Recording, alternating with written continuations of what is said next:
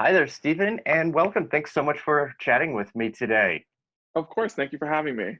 I wanna go back and give you proper uh, accolades on almost a year ago now, when Pose was nominated for Best Drama Series, and Yeah. you along with it, and the history that comes with that.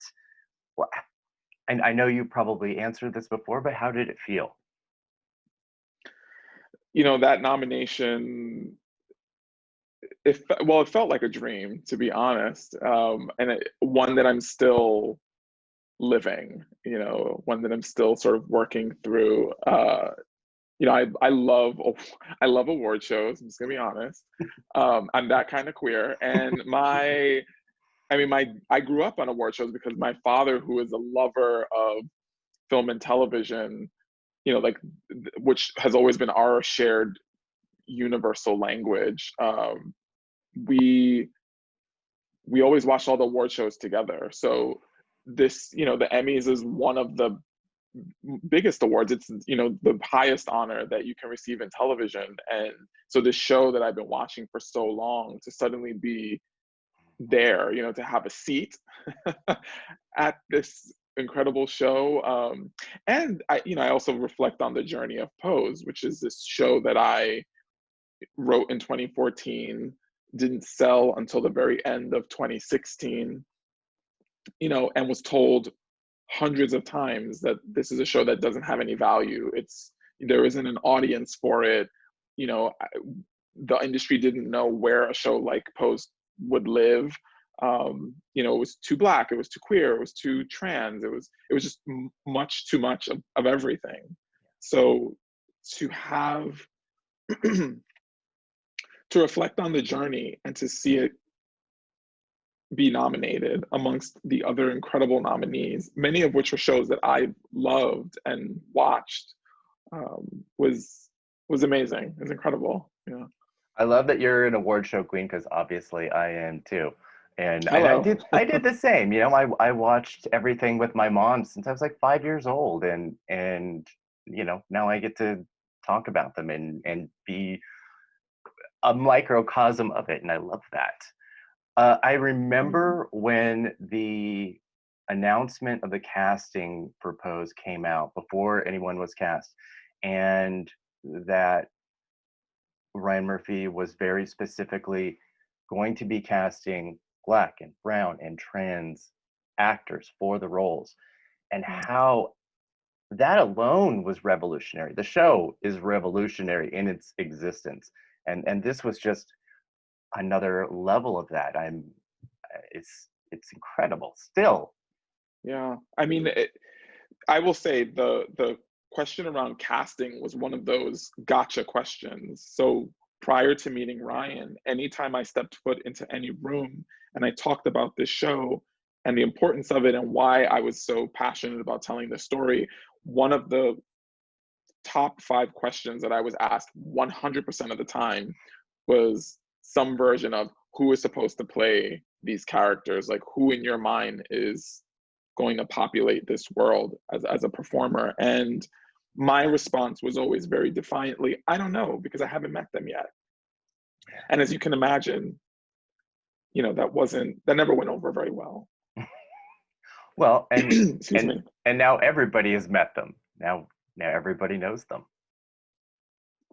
Absolutely. And I think Ryan is the very first person that I met who, when casting came up, and I talked about wanting to cast authentically, he didn't balk. His response was sort of a quizzical, obviously. He was really truly the first person that was like, right, like we're gonna go out and hire untapped talent. Like this is gonna be similar to Glee, really. I mean, I Hmm. remember that was our conversation was, yeah, I've been at this rodeo before. We're gonna go out and we're gonna find people who, are incredible talents that just haven't had a shot, just haven't had an opportunity. So Yeah, and at that point he had the cachet to do that, which is truly, incredible. That's really good allyship in yeah. doing that. Speaking of authenticity, something that's always been uh, on the top of my mind with the show is where you and Janet Mock and Ryan Murphy and everybody involved, where you came to presenting balls and houses Mhm. as where the line was between people that don't really know anything about them. How much were you Mm. teaching the children, and how much were Mhm. you giving proper service to the people that live them every day? Yeah, that's a great question. So I spent 10 years working, or just about 10 years, working in higher education between my experience as a paraprofessional and then as a professional. I went to grad school for student affairs before ever moving to LA to pursue screenwriting. And so I spent pretty much most of my 20s and the early part of my 30s as a college administrator. And such an important part of my responsibilities as a college administrator was to identify on any college campus that I worked at, identify where there were gaps in programs and resources and policies that support students. And then I was using my knowledge, my privilege, my platform to fill in those gaps. And so I obviously bring that into my practice as a storyteller. So for me, television, film, really truly the best film and television lives in that pocket, in that intersection of both entertainment and education. And so for me, Pose was all about shining a very bright light on this incredible subculture and this community that really have been erased from the narrative. Because the reality is, if we talk about queer history, we really gloss over the contributions of the ballroom community, right? So most people, Mhm. when they think about voguing, immediately they go to Madonna's song Vogue, right? And they don't talk about the rich history of ballroom and the importance of music and fashion and dance and how it has influenced popular culture for the past 30 years. Beyond that, ballroom, and you see this in Jenny Livingston's groundbreaking and landmark documentary, Paris is Burning, that there was a very clear gap that ballroom was filling for young Black and Latinx queer and trans people in the 70s and 80s, right? So in the Yeah. midst of the HIV/AIDS epidemic and in the midst of the crack epidemic, you had all these young people who were being rejected from their family and from the government. And in New York City, in ballroom, they found chosen family. And so ballroom, in essence, became a safety net. It became a salvation for a lot of these young people. And so that really and truly was the core of telling the story. And it's why Pose is constructed as a family drama, and why what is happening in their lives outside of the ballroom is as important, and in many ways on our show, more important than what's Mhm. happening within the ballroom. Absolutely, and family drama is definitely a lot that happens this second season, and I want Yeah. to go like deep into your episode Revelations in a bit because there's a great component of that in there. You mentioned Madonna and Vogue, which is a really great transition into season two, making the time jump to get to that point Yes. and the impact that it had, but also sort of to my last question, she brought a subculture to the mainstream, but I think what you guys managed to do was balance the that she didn't invent voguing. Yeah. And she never pretended to either. But there's a really the song and its impact actually lasts quite a bit for the first half of the season. And it's Hmm. can you tell me a little bit about specifically, I mean, not specifically choosing that song because it makes a lot of sense, but again, how you found the balance between the responsibility of the song and the impact that it had. Yeah, I mean, I think for us, it was a large part of that came out of talking to the consultants on our show and all of the ballroom elders. So our conversation, and this goes back to the first season. Mhm. So you know, our first season, if you watch season one up on the ballroom, you know, our panel of judges, you know, we have individuals who were part of the ballroom in the 80s and who were also highlighted in Paris is Burning. So we have Freddie Pendavis, and we had Dr. Sol Pendavis, and we had the late grandfather Hector Extravaganza and Jose Yes. Extravaganza, who actually danced for Madonna during her Blonde Ambition tour, and is in Truth or Dare. And so talking to them about that period of time, you know, you see that in Blanca's arc right at the start of season two, which is, I think, everyone's assumptions. And really, the other thing is, I should add, it was really a 1-2 punch. It was Madonna's Vogue and the release of Paris is Burning. But I think for everyone who was part of Ballroom, they felt like, oh, this is our moment. You know, we are now going to hit the mainstream, and as a result, all these incredible opportunities are going to open. And that did happen for some folks. You know, Jose, as I mentioned, got to dance with Madonna for quite a bit. You also had Willie Ninja, who eventually made his way to Paris. You know, and Yeah. then as a result of all of this notoriety, you then saw Ballroom go from being, you know, in urban centers to suddenly becoming global.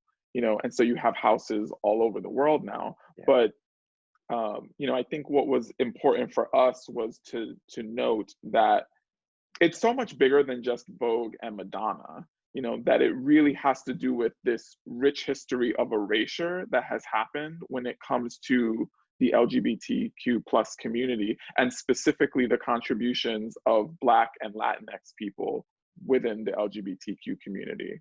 You know, and so the reality is that, you know, we're coming off of June, which is Pride Month, and, Yeah. you know, that while the jury is out on exactly who was responsible for starting that uprising, the reality is that all the names that we hear, whether it's Sylvia Rivera or Marsha P. Johnson or Stormy DeLarvier, that these were all queer and trans Black and brown women, right? And so we cannot ignore the fact that, you know, they have been at the center of our fight for liberation. You Uh, know, and so yeah. what was so important for us when it came time to talk about Vogue and where Vogue comes from, and specifically Ballroom, is just to remind people, you know, Ballroom started because Crystal LaBeija Hmm. was being discriminated against at all of these pageants that were happening in the 60s, because all of the white drag queens were, you know, they were the ones who were being centered, and Crystal Yeah. had had enough. And so on the heels of having enough, she said, I'm just going to create my own form, my own version of a pageant. And so from that came Ballroom and the construction of houses, and then the ballroom community that we now all know and love today. And so I think in this conversation about voguing and Madonna, I think what we wanted to do is, we're just using that as a way in to tell a much larger narrative, which is just the importance of not erasing this community and all of their contributions. I think that's exactly what it does. And even Candy gets to dress up in the cone bra, and it's Yeah. pretty fantastic. And speaking of, Candy has a pretty incredible arc in season two. And Mm-hmm. anybody watching or listening or reading, there's going to be some spoiler territory. So fast forward or whatever you need to do if you haven't watched it yet. But it's on Netflix now, so watch it now. Um, Candy's demise, I think probably to viewers was a shock, but it also was speaking so directly to what is still happening to Black trans women now. So Mm-hmm. it was timely in a way that is obviously incredibly upsetting. But what was the timeline for Candy's arc? Did that begin really in season one, or was this something being held for two? So we, as a writer's room, we'd had conversations, plural, about violence towards the trans community, and specifically Black and brown trans women.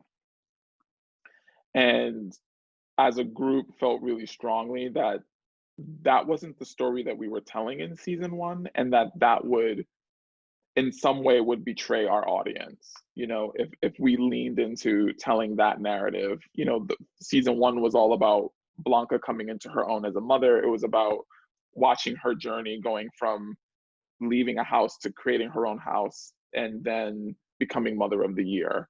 And so we wanted to honor that journey and that narrative. Season two, knowing that we had the audience, you know, that we had found an audience and that the audience trusted us, we felt like we could take bigger swings. And so I think where our first season, we don't shy away from any heavy topics. We obviously in season two took much bigger swings, you know, and I think I think the politics of the show, which have always been embedded in our narrative, we in season two just put them up front and center in a way that we didn't during the first season. And so all that to say that we came into the second season talking about violence, and that was something that we were wrestling with once again. And we hadn't, as we were working on that first episode on Act Up, which is focused on Pretel joining Act Up and protesting the Catholic Church, we were thinking, we were still sort of mapping out what we wanted season two to be. And in the heels of having all of these really heady conversations in the room, 3 Black trans women were murdered all in the span of less than a week. And it just, the stark reality of that just brought the conversation full focus for all of us. And it felt like we just couldn't ignore the reality of what is happening to Black trans women today. And we knew that the audience would be hurt and that there were going to be people who were going to be upset and that some folks might feel betrayed by us, because our show at its core has always been aspirational and hopeful, and, you know, it's a family drama, but has also had moments of levity and love, that they were probably going to be really upset. But it just felt so critically important to all of us to not construct a narrative that felt false. You know, it's like, how can we ignore this part of the journey? You know, and so for us, it was, let's just find a way to tell this narrative in a nuanced way, you know, with love and with respect and with perspective. And so that's what we did. Absolutely, and I think you making the editorial decision to not show it was, I mean, at least in my opinion, it was exactly the right decision, because it can be an exploitative moment, and what it then gets to be is about the houses coming together in a moment, and an incredible performance from Angelica Ross. An incredible performance. I mean, I just, if I could just say, I really wish that the women on our show were in the conversation for awards. And I know that awards aren't always the barometer of quality, you know, or success, frankly, but, you know, it's been 2 seasons now, and I'm like, I don't know how everyone keeps ignoring the beautiful work that is coming from all of these women. I know, I'm trying. We appreciate it. I do wish I had more control about how the rules work sometimes with the Emmys, and like guest versus supporting, because I think Angelica would make an incredible guest acting nominee, but it's the rules are as they are. I mean, she was a series regular, so I mean, let's put her in supporting. Exactly, let's do it, you know? Exactly. And MJ, and I mean, just get them in there. Get them in there. One of the other topics that you really get into this season is HIV and AIDS, and having extremely frank and real conversations about it. And I think we can like dive right into your episode with this, and that's episode 8, Revelations, which opens right there. with that very frank discussion of here's the pills you need to take, and here's why you need to do it. And it also takes on the idea of status shaming and outing of statuses. And sometimes I always want to know too from a writer how much of themselves they put into an episode of television or a film. Mm. This is you wrote and directed this, which is just an amazing episode. And so Thanks. Thank I you. really want to know how much of you is in this. That's a great question. A lot. I mean, I think a lot of all of us in the writer's room is in every episode. The opening that you just mentioned wouldn't have been as um, poignant and as pointed if we didn't have Our Lady J in the writer's room, who is a trans woman who is living with HIV, and so having her as a support and someone to turn to ask questions and to clarify and to make sure that we all are approaching the narrative with love and sensitivity has been critically important. In the same way that having Our Lady J and Janet Mock both in the room has aided in our telling, for me as a cis man, telling stories about trans women has also been, really helpful and critically important to the success of the story and the show. So, in terms of the episode that I wrote specifically, though, I mean, there's a lot that of my personal story that I put into this episode. When I was in my mid 20s, I was in, a briefly, but I was in a relationship with someone who was, 14 years my senior, Mm. and so I know what that feels like to be in a queer relationship and have that relationship, have a generational divide, and so I think those were conversations that we obviously were having in our writer's room. Yeah. I always tell folks this, if you ever want to know what we're talking about in the pose room, just watch the show because everything we talk about winds up on the show in some way. But that was a conversation that we had a Yeah. lot about.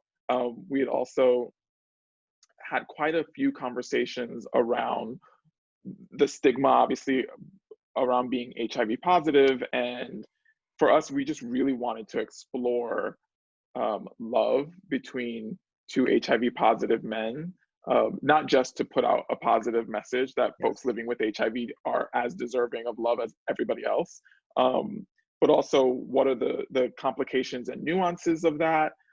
Obviously, for me, the dynamic between Ricky and Pray Tell was wildly fascinating, and that the conversation that one of my favorite scenes to write was that conversation between the MC council in the diner when they're all talking about being, men of a particular age dating younger men. Because now as someone who's, I'll be 40 pretty soon, I'm right around the age that gentleman that I was dating when I was in my early 20s was, and I remember us having a slew of conversations around the differences in our age and our perspectives. And at the time, it was like, I don't know why this is such a big deal for you. As the younger person, I was like, it's not a big deal. Like, can we not have this conversation every day? And now, stepping foot into my 40s, I get it. I have a different understanding and Yeah. perspective on it now. And so, it was really interesting for me to sort of wrestle with these questions from both perspectives and then to embed that into the work. Yeah, and I am of the age, I guess, let's see, that I would be, I guess, probably Ricky's age right at that time. So Mm, that scene and so much of it spoke very, I knew those conversations really, really mm. well. But yeah, the diner moment and that Kiki is one of the best moments of the episode. It's great levity, but there's great honesty in it too. And right after that opening scene is a scene of Black gay love that I don't think that I have seen on television since maybe like Noah's Ark. Hmm. It feels like it's been that long. Yeah, I I think it was that long. yeah, and what a fantastic way to follow up the conversation that they had just had with that. It just, I mean, I have to keep giving props to how intelligent and thoughtful this episode is, because Oh, thanks. that's just like the first 10 minutes, and the rest is, you could fill an entire season with everything that happens in this episode. It's the big family fight Mm, in the house is something, again, very very honest feeling and very true. I sometimes look at these characters sort of like the LGBTQ Avengers. You know, they are a team and a group and strongest together, but they do have these moments where they mhm. separate and just bifurcate. And I think that fight was such a great example of that. It's not even a Hmm. question, it's just a comment. That fight, I will tell you, was it's fascinating. So I wrote that scene. I wrote that scene on a plane flying back from New York to LA, and we had to get the scripts out. The network was sort of like, hey, we need these scripts, and we were already in production by that point. So there just gets you get to a point in once you're in production, particularly in the back half of the season, where you just sort of go on autopilot. Mm, And I think between, I knew I was going to be directing, so prepping to direct, producing the show in New York, and then still being active in the writers room, it's you're wearing a lot of hats all at the same time, and you just don't know if you're coming or going. And so I didn't personally feel like on the page that was my best work, if I'm being honest. Like, there was initially I was like, I don't know, like I think there's something missing. And fortunately you have people who you trust, and Ryan in particular, Ryan Murphy, was like, it's good, like it's fine, you're great. um so we went in to direct it, and I was so nervous about that scene because it was our longest scene. So up mhm. until that point, the longest scene that we'd ever written on the show was the diner scene. And then suddenly it's like, and now we're going to eclipse that with an even longer scene in the same episode. So these two massive scenes. I think the fight scene is like 8 pages. And so we split it between 2 days. And then we have nearly every single cast member in the scene. And if you ever have a chance to come to our set in New York, that House of Evangelista set is small. And it's an exact replica of the real apartment that we use in the first 2 episodes of season 1.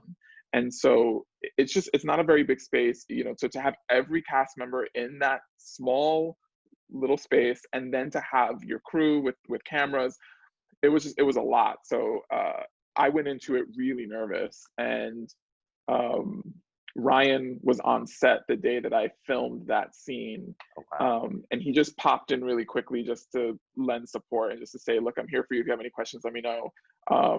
And so I went through my rehearsal and I did all that. And so Ryan comes in, and he gave me my space, and then he comes in, he's like, okay, let me see what you've blocked out, and let me see how you've mapped it out.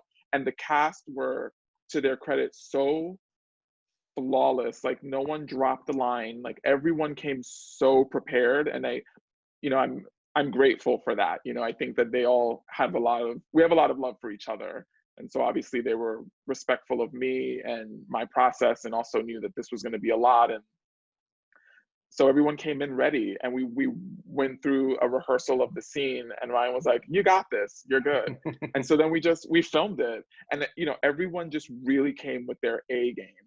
And I think, again, I think I still, on the page, I would have liked to have gone back, and maybe I would have overwritten it, to be honest, because sometimes I'm wanting to do that. But the cast, for me, I think when I see that scene, the reason that it works is because the cast came so just ready to work, and so open, and so honest. And so, whether it's Ryan Jamal Swain, who plays Damon, who really was like on his A game, really that entire episode. Mm-hmm. Um, and and then Billy Porter and Dominique, who is like a comedy queen, and I don't think she gets enough credit for her humor, but really I think just brings that lightness.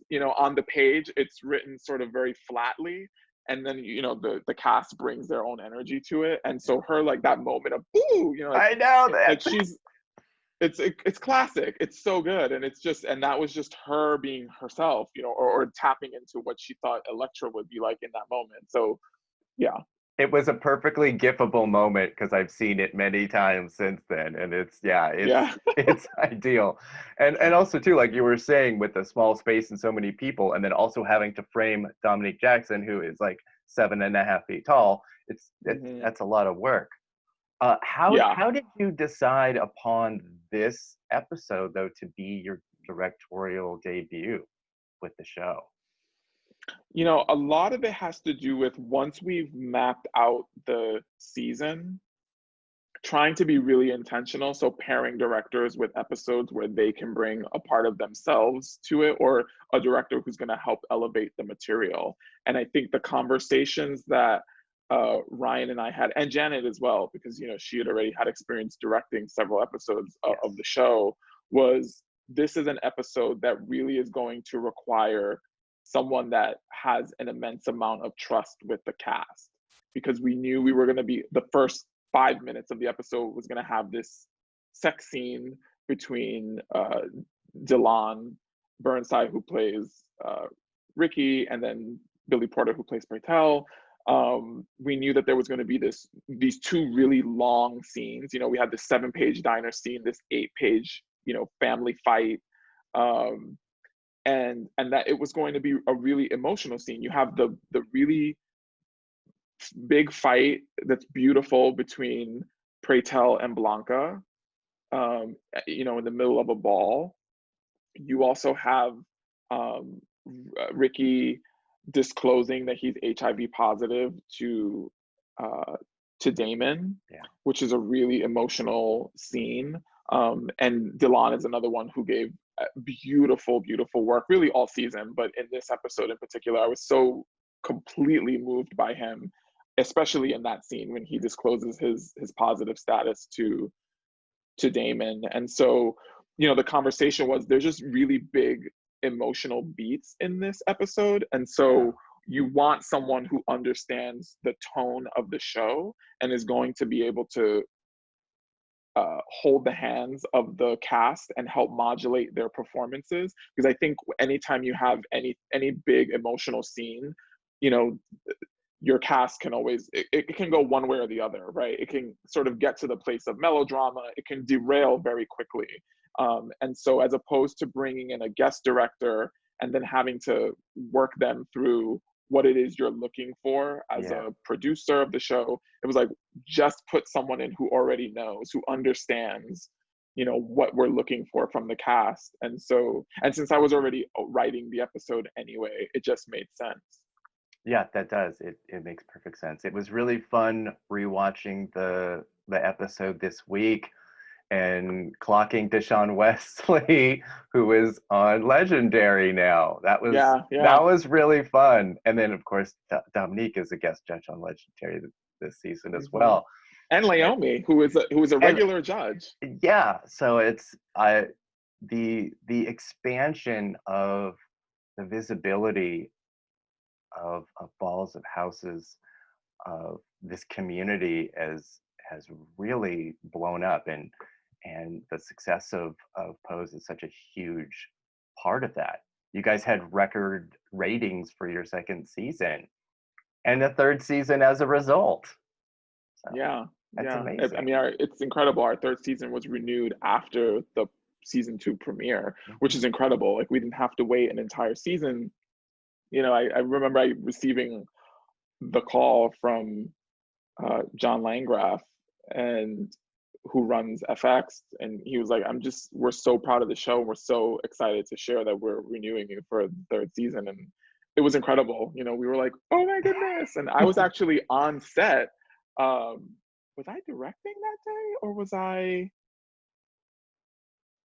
I believe the day that I received the call that we were renewed for season 3, I think I was in prep for the episode. So I was like prepping to direct. So I was location scouting. You know, I was going and looking to see, you know, identify the locations that I was going to use within my episode, the episode that I directed. And it was amazing. It was amazing to get that call. You know, Yeah. it was just this beautiful moment of so many really wonderful things happening. Like we had just had our premiere, and you know, folks were talking about the show again, and I was getting ready to embark on directing my first episode, and then all of a sudden we get this call. It's like, you're coming back. So it was great, really What's special. what is I mean, I guess I'll ask if there's any tea that you can give for the third season, but what does the writing room look like in this current COVID era for you guys? Yeah, I mean, we have, as a room, have always been, because our room is really small. There are only 5 of us, so it's myself, Ryan Murphy, Brad Falchuk, Janet Mock, and Our Lady J, and it's been the same group. We've been the same house, if you will, for the past 3 seasons. And so we have a shorthand of communication with each other, but we also, you know, we have text threads and we have an email chain. So we're in constant communication about stories that we want to explore, you know, and narratives that we think would be really interesting for, you know, upcoming episodes or for season arcs. And so this period of quarantine hasn't really impacted the process all that much, other than we just can't be around each other, you know, that we just Yeah. can't share space. Yeah. And we were, when we were, so we were filming the 3rd season premiere. Janet was directing that episode, and I was prepping episode 2, because I'll be directing episode 2 of season 3. And I directed about 3 scenes from the 2nd episode. So we were just at the beginning of production, and at the tail end of writing the season. Yeah. When everything was shut down. So we didn't have as much to do. I mean, really, we're at a point where we're just sort of waiting for the industry, specifically in New York, because that's where we filmed the show, to restart so that we can all dive back in and get the 3rd season out.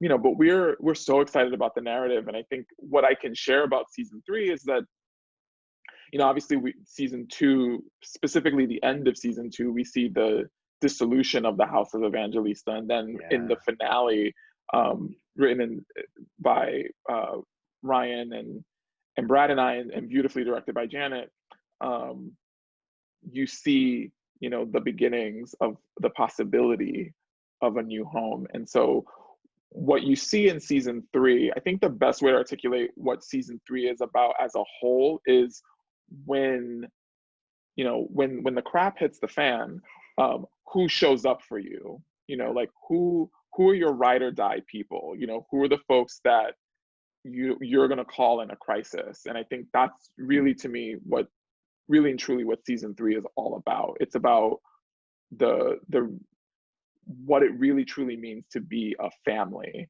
and to show up for one another. Something else that we're also going to explore, which I'm really excited about in terms of like good tea, is we got to explore love for Blanca. And so, you know, she'll have a love interest this season, which is really exciting. And one of her arcs that we'll be exploring, which is something that we have been talking about in the room since season 2, and so we're really excited to finally explore that this 3rd season, is what are the pressures for her as a, you know, as a partner and as a mom. You know, because for the past 2 seasons, like, Blanca really has been very selfless, and she's been all about her kids and all about her house and all about her family. And so for the first time, we get to explore, what does it look like if Blanca is selfish and thinking about herself and thinking about her future and her love life, and how does that then impact the relationships with the people around her? Well, that sounds incredible. I think that'll be enough to feed the children until that comes through. And yeah, thank you so much, Steven. Thank you so much for talking. I think I could just keep going for like the next 5 hours, but yes, and I wish you and the show the very best with the Emmys this year.